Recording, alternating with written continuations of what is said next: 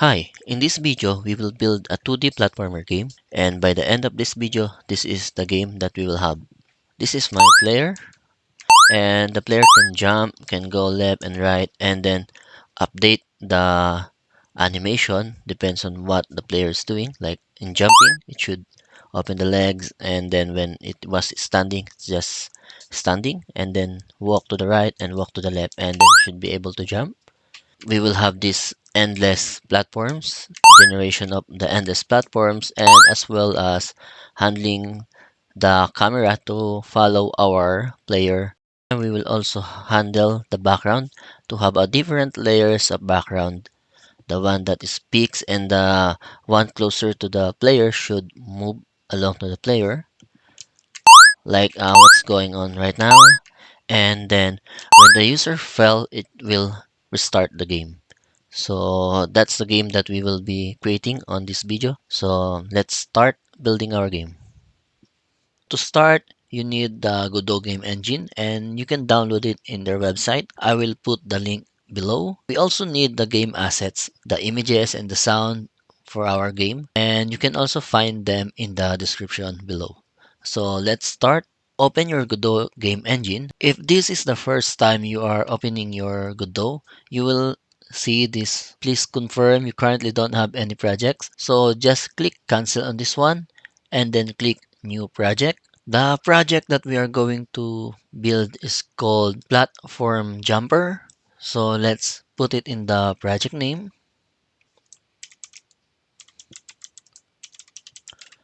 and then click create a folder and then click the create and edit. Now we will have this screen. Just click on this 2D scene and then rename it to game.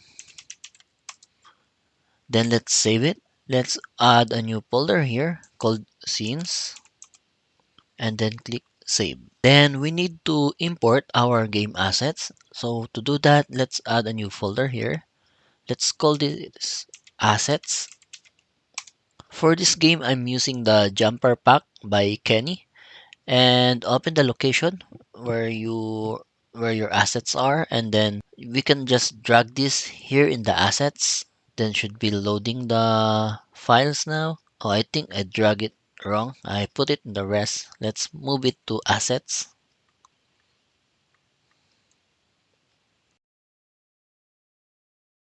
Now here let's add a new folder and let's call this audio. I also downloaded an audio earlier, so I can drag it here. Now I have my audio. Now that we have our assets, let's start in creating our platform. So here in the scenes, let's create a new folder and let's call it platforms. Then in the platforms, I will create a new scene and I will call this ground grass.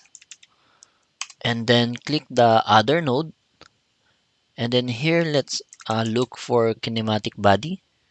Kinematic body 2D. Make sure you are selecting this one, not this one. Okay, so click create, and then here let's add a child node. Let's look for a sprite. Okay, create, and then for the texture, we can go here in the environment, and then let's drag this ground grass to the texture. Then we need to add a collision body on this part in our sprite. So let's add a collision. We should use the collision polygon because this is not regular shape. So to draw a polygon here, just left click and then left click again. Then you will see a line was drawn between 2 points. It connecting the points. So we can just continue clicking on the side of the sprite until we create the shape of our sprite. Then to end this, just click on the first point. Now let's add a script for our platform because later we will going to generate our platform dynamically. So we need to know the width of our platform to calculate the distance of the next platform. The script, and then I want to organize my scripts. So I will put it in the scripts folder. Then instead of ground grass, I will call this platform.jd because I'm going to reuse the same script to other platform. Okay, click open and then click create. And then we can just remove these comments. We don't need this, and then also these things. So what we need here is we need a variable called sprite width, and then let's add sprite width equals to we are accessing this node, and to do that in the script we use this dollar sign and then the name of the node, and then the sprite have a texture on it, so we will access that property. And then let's get the size, this one. And then we also want to get the size when it was scaled. We are going to create our platform dynamically, so we need some kind of trigger to tell the system that you need to create a new platform. So to do that, let's create our custom signals. Here in the scripts folder, let's create a new script and let's call it signals. And then in the signals, let's remove these things and then create a signal here. Let's call it create new platform. Now let's add a trigger here in our kinematic body. Add child node, and then let's add the visibility notifier. And then click the node, double click on this screen entered signal, click connect, and then here we will trigger our, or we will emit our custom signal. So just call signals dot emit signal. Then the name of our signal, the create new platform. Now it causing an error. It said signals isn't declared. So the reason for that is we need to make this a singleton. And to do that, let's go to project settings, go to auto load, and then click this folder icon. Let's browse to our scripts and then open the signal. Let's add the signal, close this. It should fix the problem. So if not, let's try to close our platform script and then open it again. Okay, it fixed the problem. Now we are almost done with our ground grass. We just need to rename this. Let's rename this as ground grass. Same as the name of the scene. Let's add another platform here. Let's create new scene. Let's call the platform ground grass small. And then same as what we did earlier. First, we will create it as a kinematic body 2D. And then we will add a sprite. And then in the sprite, we will get our asset here. This one. Let's drag it to the texture. And then let's add a polygon, collision polygon. And then draw around our sprite.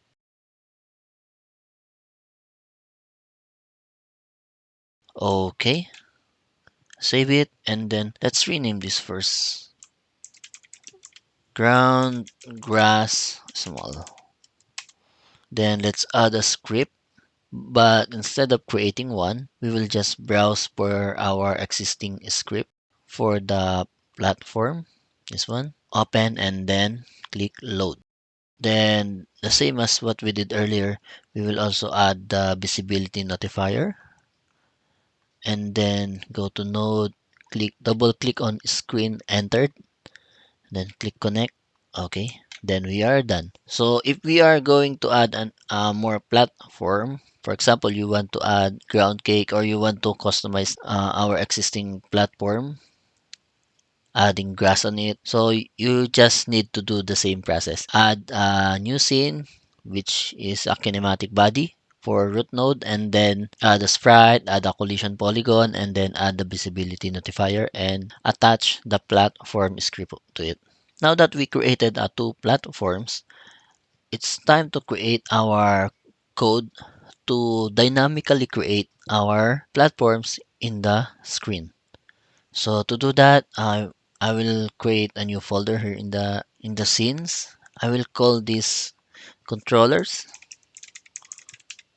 I call this controllers because this kind of scene is affects the way our game behaves. Like it will create a controller, I mean platforms, and then later probably I will add more to it, like when the user dies, something like that. So in the controllers, let's add new scene. Let's call this platform spawner.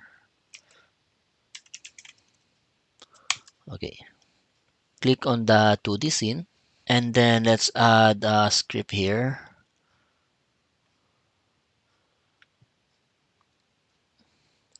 Let's put it in the scripts. Okay, so now we will start coding. So the first thing we need a variable that will hold the scenes or the platforms. So to do that, let's declare a sport array,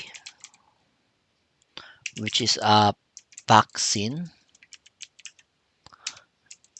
And let's call this scenes. And then we need some kind of constant for the x mean distance. I will set this to 100 and another one for x mean x max distance. So these variables, the mean distance and max distance, is I will use this to randomize the distance between the two platform when I created, because I don't want them to have a same distance. That will be really boring. So I will do the same with the y position of our platform, but it should not be too high from the previous platform. Otherwise, the player will not be able to jump to it. So we have to calculate it or be careful on this one. I already experimented on the value earlier, so I think this will work. Cons y mean distance equals to -50, and then for the max distance it is 50. So either it will be higher or lower from the previous platform. So let's set the initial number of platforms.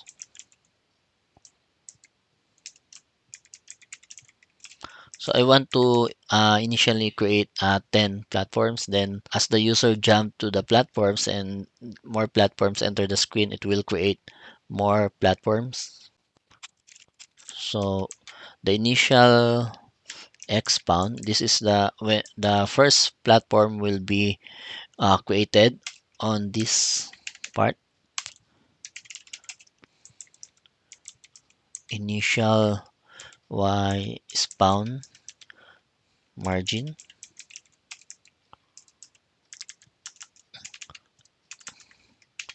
I call this margin because later I will calculate the height of the screen and then subtract the initial spawn margin. So if the height of the screen is 700 minus 200, then the first platform will x 100 and y 500. Let's remove these comments. Bar spawn x and then bar spawn y. And then let's remove this. So for the spawn x or spawn y, we will get the viewport, and then viewport dot get viewport dot size dot y. minus initial. Oh, I have a wrong spelling here. Initial y spawn margin. Okay.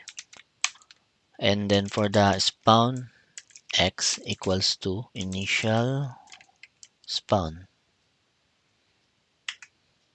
Then now let's create our function. Then let's create our function that will spawn the initial platforms. So let's call it spawn initial platforms.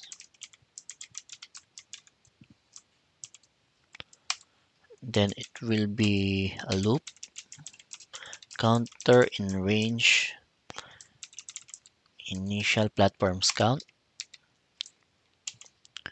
We will call the function to spawn platform. We don't have this function yet, and we will do it now. Spawn platform. Let's just put password here right now. We'll get back to this later. First, let's call this here.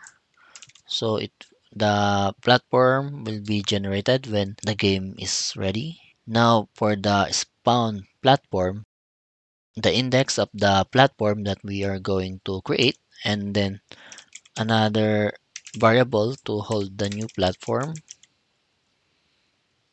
So for the index, we are going to run range 0 and then the size of the scenes. Then for the new platform, we will instantiate a scene from that index. So let's call instance. Okay, now we have our new platform. We will add it to child. Oops, new child. Then for the spawn location, we will declare a spawn location position equals to vector2 spawn x spawn y.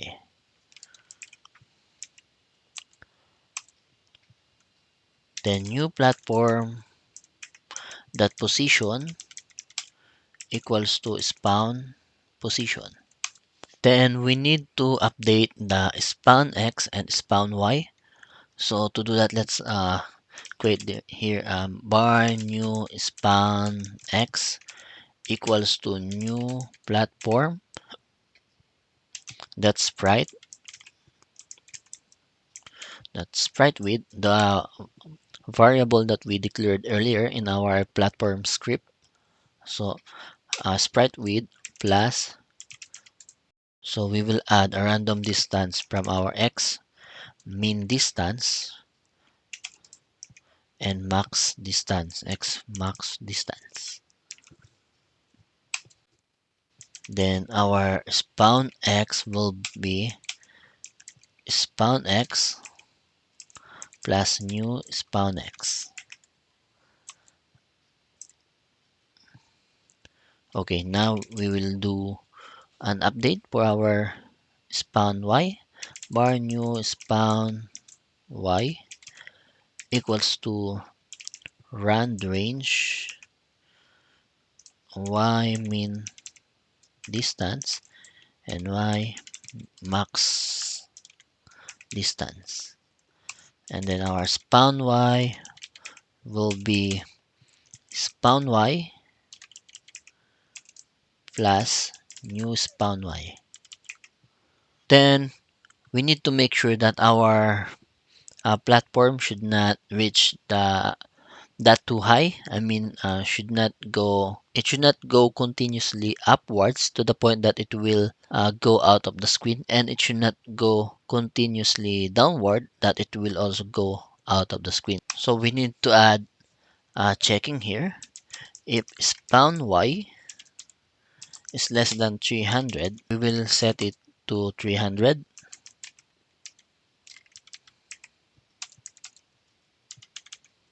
And then if the spawn y is greater than 600, then we will set it to 600. Earlier we create a trigger in our platform. If we have a look here, so we are emitting this signal. Let's catch this in our platform spawner. So to do that, we can just put here signals dot connect. So the name of the signal, create new platform, and then the target is the self, and then the function is also, we will call it create new platform. So we don't have this function yet, but we will create it now.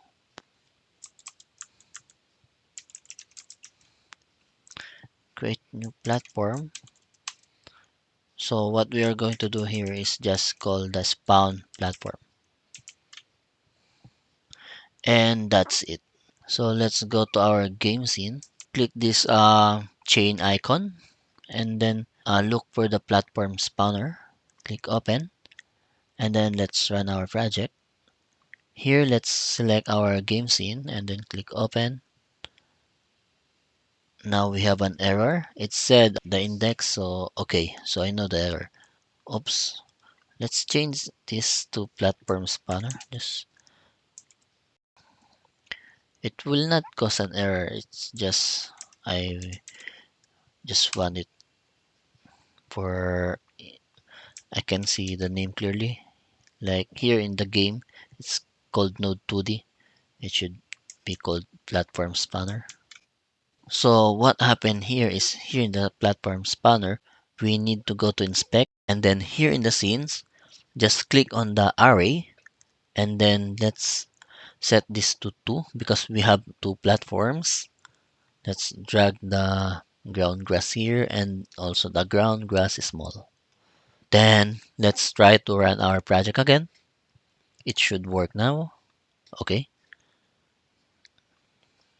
This looks okay, but for me, I think this is too big. So we need to scale it. And to do a scaling, just go to your scene, this one, and then go to transform, and then we can scale it. I want it to be 0.5. Same as, oh, okay, save, let's save it, and then let's scale this one again also as well. 0.5, 0.5. Now let's run it again. Okay, I think this fine. Now it's time to create our player. So to do that, let's go back to scenes and then create a new folder. Let's call this players. The reason that I did this is maybe in the future we decided to create another type of player, so so the user can select which player they want to use or which character. So that's why add a new scene called player, and then here I will choose other node and then select the kinematic body 2D. Let's make sure that we are renaming our scene when we created them. Now what we need here is we need to add animated sprite. Okay, for the animated sprite, click this empty and then new sprite frames, and then click it again. Rename the default to idle. So let's go to our players, and then I want this purple bunny instead of the brown because I think this bunny stands out more compared to this brown ones, because our ground is also color brown, so I will choose this. For the idle, I just choose the bunny to stand, and then let's add another um, animation. Let's call this walk, and then for walk, let's drag this to here. and then let's increase the speed to 10, and then let's click this playing so we can see it. So that's how it is. Then let's add another one called jump,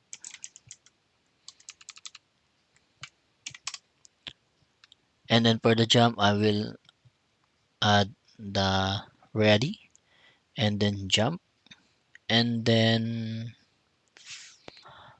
I don't think I should loop this. Maybe that's enough. Okay.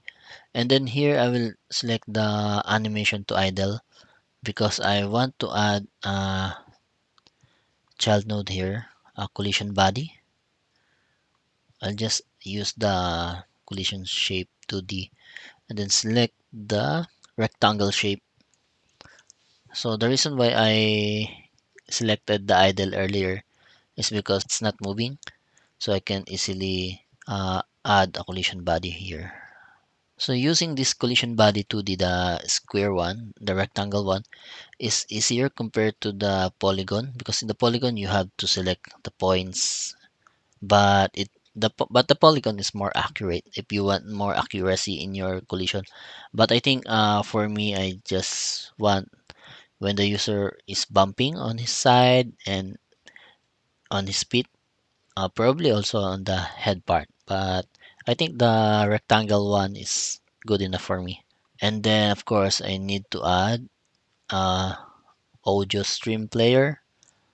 This is for our jumping sound, so let's rename it to jump sound.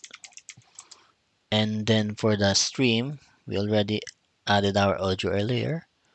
Let's just drag it here. Let's add our script. Click the player and then click this add script icon.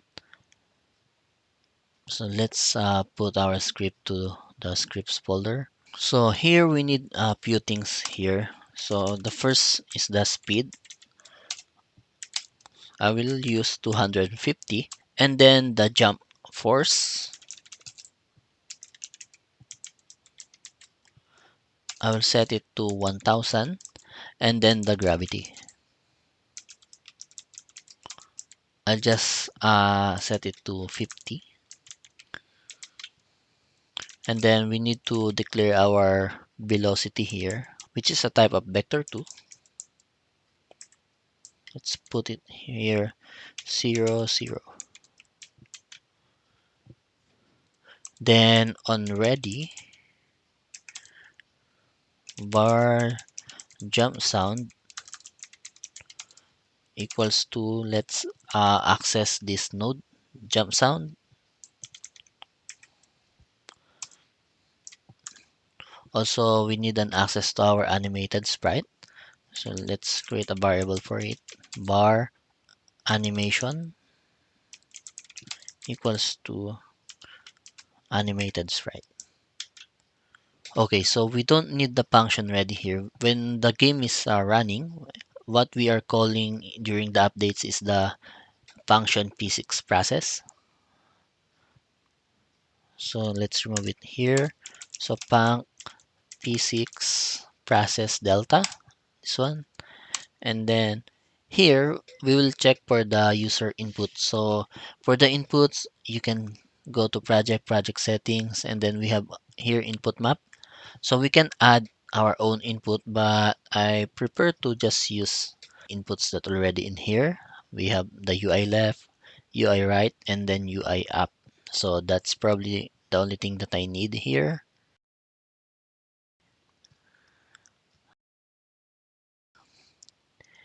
If input that is action press, if the user is pressing the UI right, so what I'm going to do is I will set the velocity that x equals to speed, and then if the player is on the floor, it should walk, otherwise it should continue jumping. So is on the floor, animation that play walk, and then we need to make sure that our animation that flip h is equal to false. So if you are wondering what this is, so let's go to our animation and then let's set this to uh, walk. So see, if you are walking on the right and the flip h is set to false, it is looking to the right. But if we flip it, it will now look to the left. So that's how we will handle the left and right walk of our player. So let's set this again to idle. So back to our script. So we have else if here, which in the GD script it's called elif input that is action press. So we will check if the player is or the user is pressing the left. So if they are pressing the left, we will set the velocity equals velocity dot x equals to negative speed. And then once again we can just copy this and then set the flip h to true, and then let's add a else here, else if is on floor. So if the user is not pressing the left or right and the user or the player is on the floor, so let's set the animation that play to idle.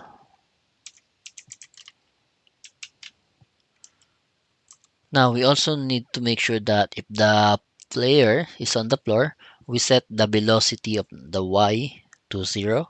So let's do that here. Velocity that y equals to 0.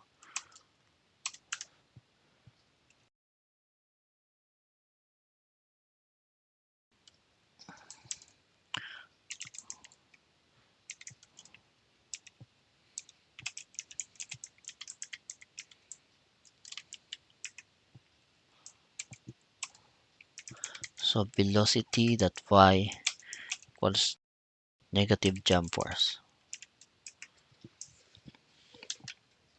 So you might be wondering why I did not put the UI app together with this group. The reason for that is I want the player to be able to jump while pressing the right and left. So if I put it here, so the user can only either jump or go right or go left. So I put it here. And I only want the player to be able to jump if it is on the floor. Otherwise, they should not be able to jump. So two consecutive jumps is not allowed in this game. And then the other one is here. You're probably wondering why it's negative equals jump force. The reason for that is in this grid, the going down is positive and going up is negative. So if we want our user to go up, then we need to subtract the y. That's why it's negative jump force. Okay, and then we also want to play the jump sound that play when the user jumps. Animation that play jump. Then after this, we want to uh, update the velocity of y. So every time the physics process runs, we will add gravity to the player. So the player will go down. Don't forget this one, otherwise your player will stay up. And then to actually update the velocity, we need to use the move and slide. Here I will put the velocity and then vector up. If you're wondering about this vector up, you can just press Ctrl and left click, and then there's an explanation here. Here's the vector up unit vector. Y is down in 2D, so this vector points is negative y. So that's the vector up. The negative is going up. And then let's update the velocity of x here equals to lerp velocity dot x 0 and then 0.2. So again, if you are wondering what this lerp are, control and then left click. So here is the lerp. This is a linear interpolation. So the first value is uh, the current value, and then the second is the value that we want to achieve. In this case, the velocity x, for example, it is our speed is 250. So we want it to go down to 0. So and then the third value is the rate of change. Let's go here. So we want the player to stop when he walks. So when the user no longer pressing the key to walk to the right, the player should stop. So it will gradually stop because of this linear interpolation that we added in our code. Let's test it. Let's go to the game, and then let's add our player.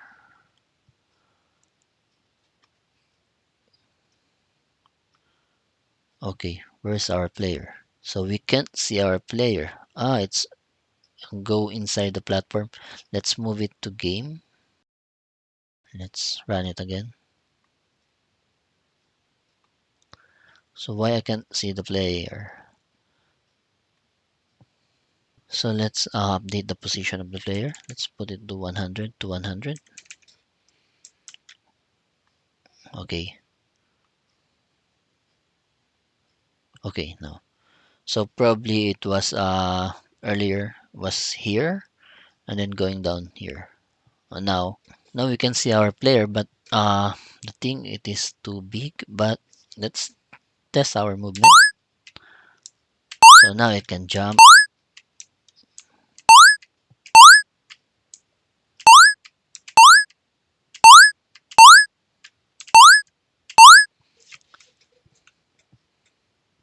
I think our player is kind of too big. So let's scale it. Go to the player scene, and then make sure you're selecting this one, the root node, and then in the transform, let's put it 0.4 and 0.4. Let's try it again. Okay, let's try it. So this is the problem. We reach this edge and then we can't move because the camera is not moving to the right side. So let's handle that now. So to handle that, what we just need to do is add a child node in our player and look for the camera 2D, and then let's click create and make sure to click the current, then click OK or run. Now, now the camera is following our player, but it's kind of shaky. So we need to adjust the settings of our camera. And to do that, let's go here. So let's check this drag margin, horizontal and vertical. And then in the limits, let's set this to 0 because I don't want the player going more to the left. I also don't want to move the camera to the top. And then for the bottom, let's just say 500. Let's click the smooth, and then What else? Drag margin. The right, let's put it to 0. I think this is good enough. Let's play our game.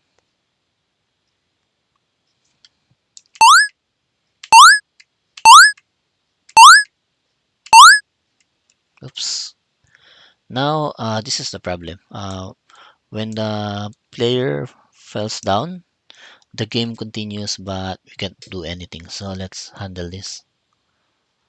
Here in the player, we can just add the visibility notifier. And then here in the visibility notifier, let's go to the node and then double click on the screen exited. Click connect. And then here, let's just reset the game. Get tree that reload current scene. Okay, let's play it.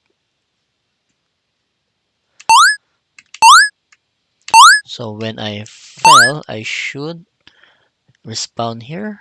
Okay, that is working. So I think the last thing that we need to do in this game before finishing it is adding background. So let's do that. So for the background, I also want to create a new folder and I will call this backgrounds. And then for the backgrounds, add a new scene. Let's call this background 2D scene. Rename this to background and then Control S to save. And then what we need to do is add a parallax background, and then in the parallax background we need to add a parallax layer. In the parallax layer we need to add a sprite.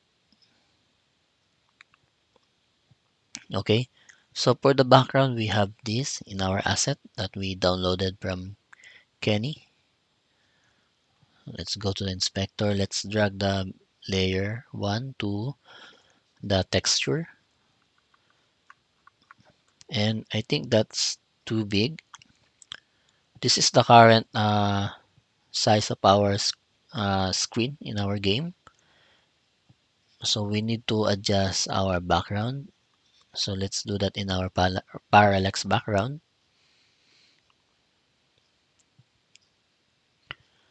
Let's adjust this to 500 and then 300, and then for the scale let's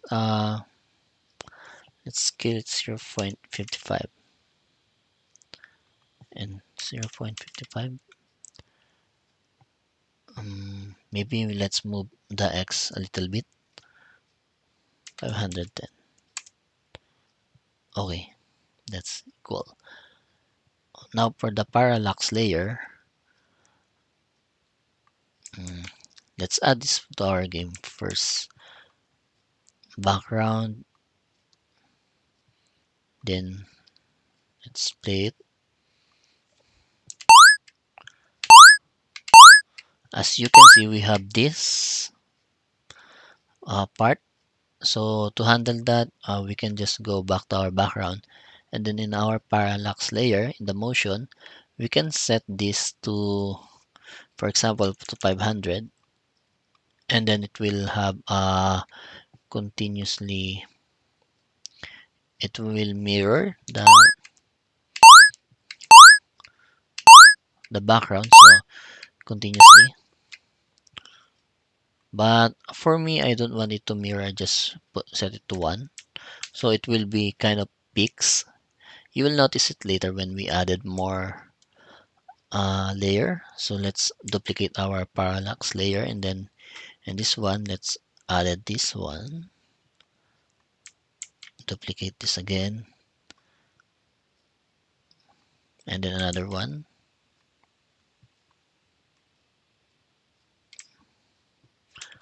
Now let's play it.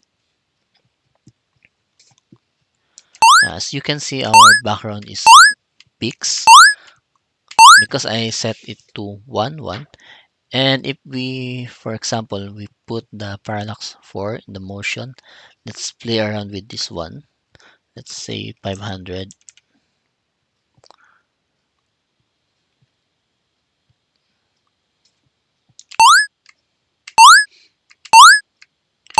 Now you can see the this layer, the closer one, the BG layer 4, is actually moving compared to the other one, but there's kind of a bad pixel here, so I think I should move it. I should adjust it 600 or maybe 1000.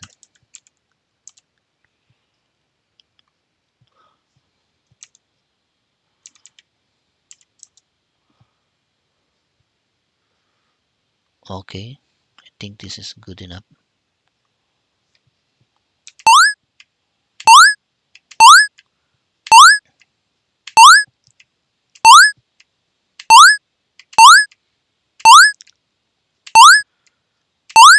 Can you see the parallax layer 4 is moving, and the other three layers is kind of peaks because they kind of far away. So that's how you handle the background. So I think this is the end of this video. In the next video, if I got some time, I will update this game, add more to it, like the menu, and also handling when the user dies, and also the score. So see you guys next time. Bye.